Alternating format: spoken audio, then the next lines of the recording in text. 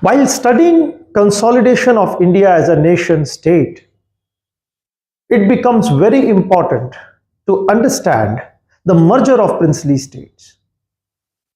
Because this aspect not only dealt with India's sovereignty, but it also dealt with India's territorial integrity.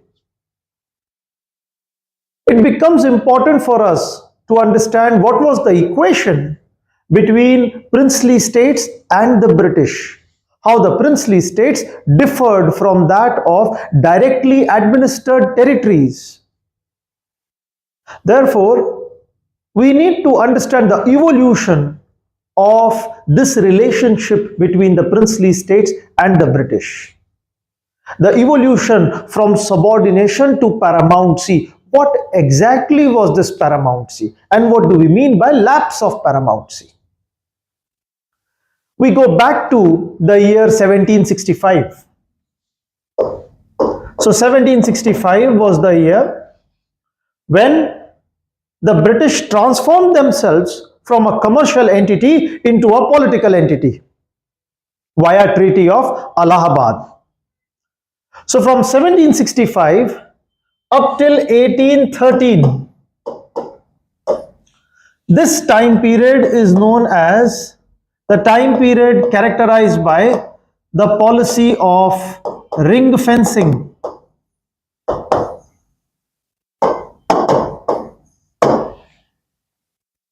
Now what happened was, when we talk about this particular time period, we see that the Britishers, they had established themselves as a political power following the Battle of Plassey in 1757 and the Battle of Buxar in 1764. After Battle of Plassey and Battle of Buxar, the British, they signed Treaty of Allahabad with the Mughal Emperor Shah Alam II, thereby getting the Diwani rights. Subsequently, the British realized that there was an Afghan danger from the northwest and the Maratha threat from the southwest. And therefore, Lord Warren Hastings, he pursued a policy of ring fencing, that is, making the neighboring states friendly allies, making them buffer states. So in order to safeguard their territorial possessions against the Afghan threat and the Maratha threat, the British, they pursued the policy of entering into friendly relations with the neighboring states and transforming them into buffer states. Now this policy continued in the form during the time period of Warren Hastings,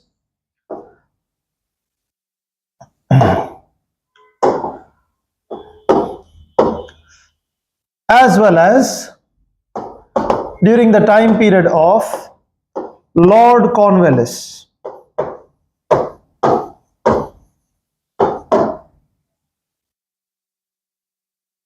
In 1799, when the Napoleonic danger threatened the British colonial settlements, the Britishers under Lord Wellesley, he came to India in 1798. Now over here, Lord Wellesley introduced the policy of ring fencing in a more developed form via Treaty of Subsidiary Alliance.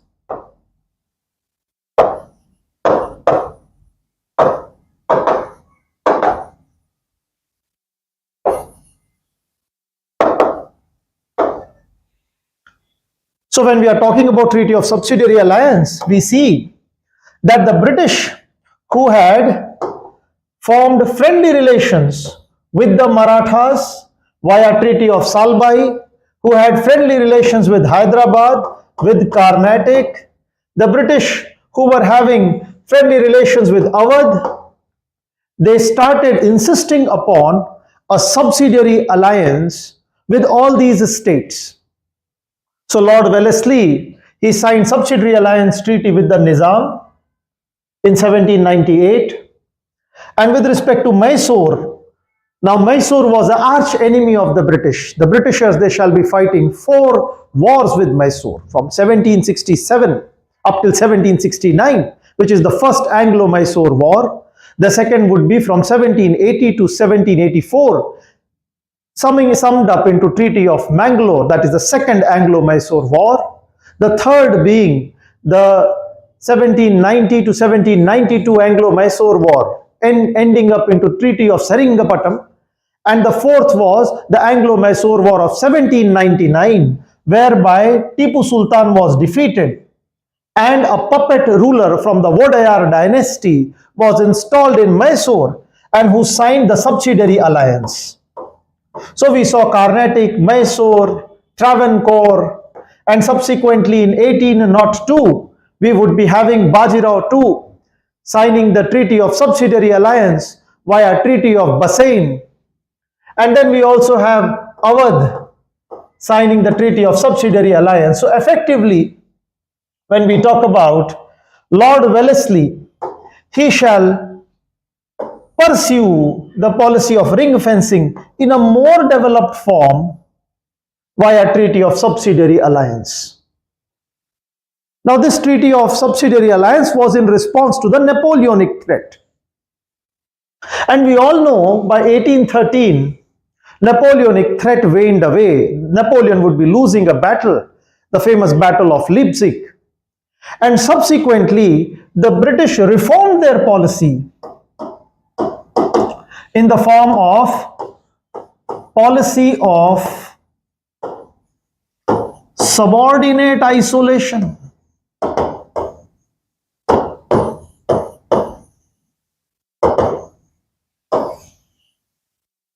(1813) is important because now when Lord Hastings, now this Lord Hastings is different from Lord Hastings who became the governor in 1772. So in 1813, when Lord Hastings, he became the Governor General, at that point of time, there was also Charter Act of 1813 which was introduced by the British Parliament. And subsequently, via the policy of subordinate isolation vis-a-vis the native rulers, the British started aiming towards paramountcy. Now let us understand what is the difference between the policy of subordinate isolation and the policy of ring fencing. In the policy of ring fencing, the native princely ruler was on an equal footing. So what used to happen? The British resident who used to stay in the court of the native princely ruler, he acted as a diplomat, as a foreign diplomat. So he did not care for the internal functioning, internal sovereignty. So in internal matters, the king was sovereign. But after 1813, when Lord Hastings, he started insisting upon subordinate isolation. Now the British resident, he started acting as a superior officer from a superior force. So the native princely rulers, they were looked as subordinates.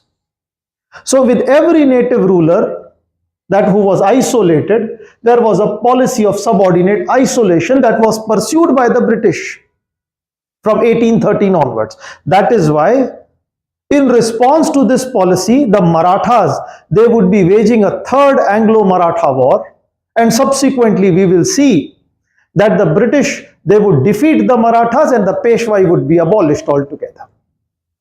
So when we are talking about 1813 till 1858, the Britishers, they would be aggressively carrying out their policy so as to claim paramountcy over India.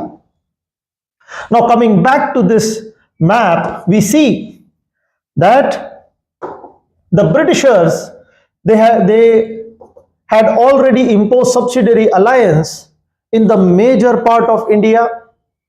In 1809, the British, they signed the Treaty of Amritsar.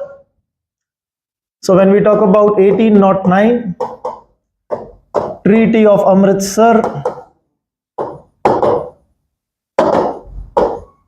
Now it restricted Punjab beyond the Satluj River, and the boundary of the British went beyond Yamuna up till the Satluj region. So effectively, by this Treaty of Amritsar, the Britishers, they were able to force even the Rajputanas into subsidiary alliance treaty by 1818.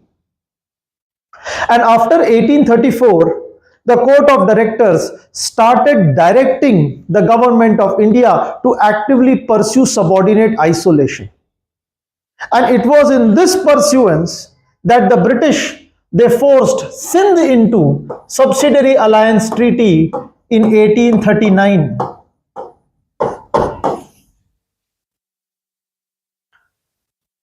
We all know, or rather we will study in separate series, that how the Russian danger in 1840s, it led to the British indulging into the Afghan expedition and their terrible failure. And in response to, or rather to compensate with this loss of prestige, the British, they would annex Sindh in 1843.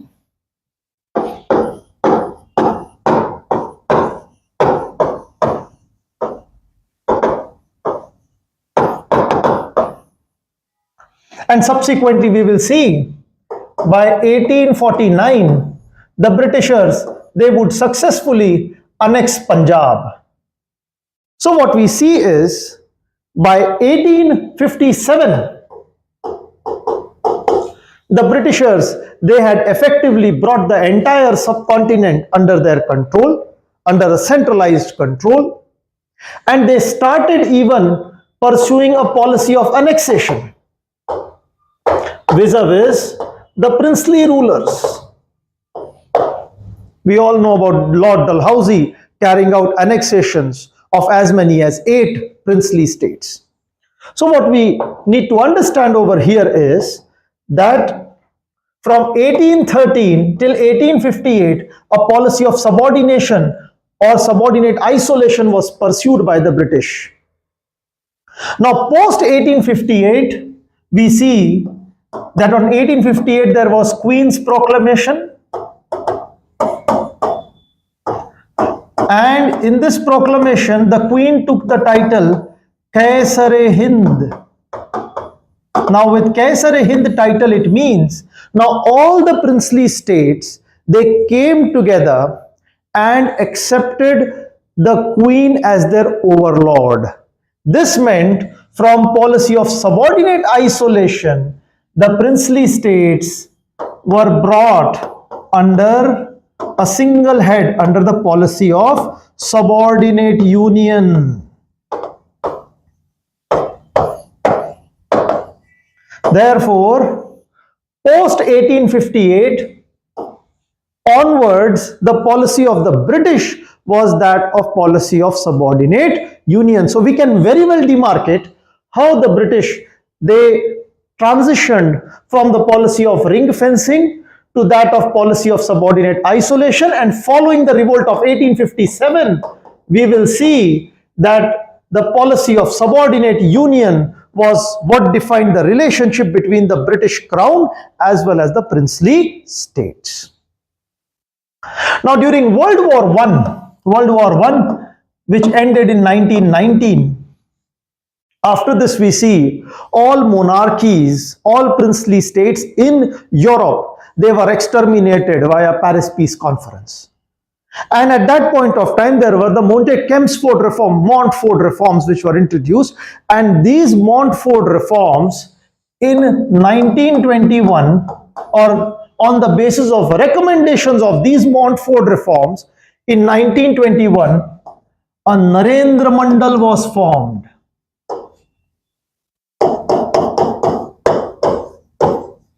So let us understand the politics of Narendra Mandal and Praja Mandal. Let's go back to the 1858 era. I told you about the policy of subordinate union.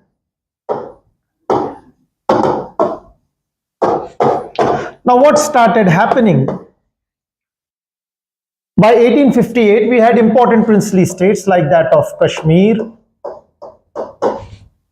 like that of the princely states in Himachal, the princely states, some of them in Punjab, the princely states of Rajputana, the princely states of Kathiawar, the princely states of Central India, the princely states of Awadh, the princely states in the region of Sambalpur, the princely states in the region of Hyderabad, Mysore, Travancore, and petty principalities. All of them, they had been unified, and they all accepted the British crown as paramount. And this paramount British crown took the title Kaisar-e-Hind. So an imperial darbar was established, and in this imperial darbar, all the princely states, they gave their attendance, and they all expressed their unity under the British crown. So when we are talking about the British crown and the paramountcy at that point of time, it became the hallmark of the relation between the British as well as the princely states. Over here, the princely states, they did not enjoy their rule as a matter of inheritance or right, but they enjoyed their rule as a matter of a gift, or rather the permission that they got from the British crown. So that exactly was what was paramountcy. Now, when World War I happened in Europe, and subsequently the non-cooperation movement in India, there was a demand for Swaraj, and it had its effect in princely states as well. So we saw that during non-cooperation movement, Bengal, northwestern provinces, Punjab, then we had Madras, Bombay. We all know that in Bengal there was already various mass movements, first anti-partition movement, then non-cooperation movement. All these forms of movements, they were based upon mass mobilization. So the subjects of these princely states, they also started realizing the politics of mass mobilization. And during the Paris Peace Conference, the Europeans, they had extinguished all remnants of princely states. In 1919, the Montfort reforms, it recommended formation of Narendra Mandal. Narendra Mandal is a chamber of princes or the princely states. It came into existence in 1921. And this Narendra Mandal, it aimed at safeguarding the rights of the princely states. In 1920s, whereas the demand was growing to introduce some form of democracy in these princely states, Narendra Mandal, it came to act as a chamber to defend the rights of the princely rulers. The British, showing solidarity towards the princely states, in 1927 came out with the Butler Committee report.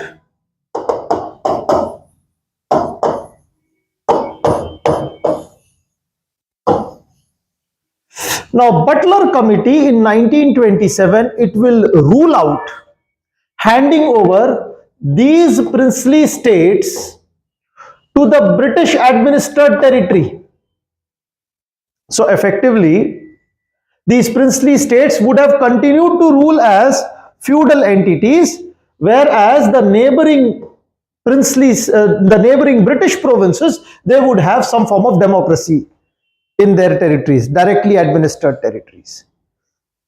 And the Butler Committee, it did not clearly specify the limits of paramountcy. That means that what exactly was the limit of sovereignty of the princely rulers and what was the extent of sovereignty of the British crown.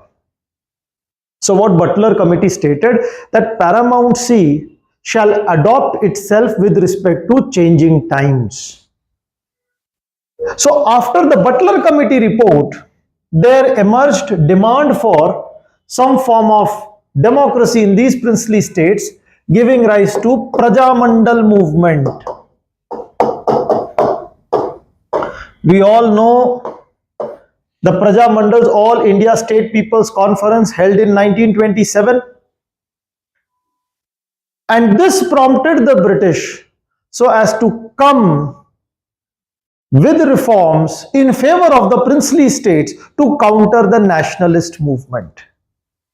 And therefore, the policy, the erstwhile policy of subordinate union was transformed into the policy of equal federation. 1935 onwards. In 1935, there was Government of India Act. Now, what the British did in the Government of India Act, the British, we all know that the Government of India Act, they had introduced two houses at the center. One was the Federal Assembly, other was the Council of States. Now, in the Federal Assembly, which was to comprise of 375 members, the princely states, they were given 1/3 seats, as many as 125 seats were allotted in the Federal Assembly. And in the Council of States, which was to comprise of 260 members, the princely states were given 40% seats, as much as 104. So effectively, as against to the proportion of population, the princely states were allocated way higher seats in the Federal Assembly as well as the Council of State. This was under the policy of equal federation. And moreover, no bill could be introduced if that bill was not passed by the princely states. But we will see the princely states, they will not send their representatives, they will not send their delegates. And so the policy of equal federation, which was pursued by the British, it shall not come into effect. Now, as we move towards 1940s, we see that times started changing. The British started realizing that they will have to leave India. So the question remained, what about paramountcy?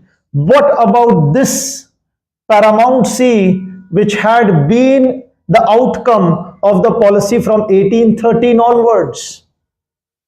And therefore, the princely states, they started hoping that after this paramountcy lapses in 1947, after the British would leave India, they started dreaming of independence. Even the British did not mention anything, neither in the Wavell Plan, nor in the Cabinet Mission Plan, not even in the February's Declaration, not even in the Attlee's Declaration in June 3rd, June 1947. So effectively, the princely states were hoping so as to gain their sovereignty back, so as to claim independence. But the question was not so simple. If you look at the princely states, like for example, if you look at the princely state of Baroda. Now this princely state of Baroda was scattered. You can see it was having one principality in the Kathiawar region, one principality in the region of the Palanpur and Mahikantha, Sabarkantha region, and the principality in the southern of Gujarat region. So it was very difficult for a state like Baroda so as to act, so as to carry out its rule forward. And if you look at majority of the princely states, some were large. So Kashmir was a large princely state. Hyderabad was a large princely state. Mysore, Travancore, Rajputanas, they comprised of different agencies. For example, Bikaner, Jodhpur. So there would be small principalities. Even Kathiawar would be having small principalities, Junagadh being an important state. So what we see around 565 princely states were scattered all through the subcontinent. Some were very large and some were small.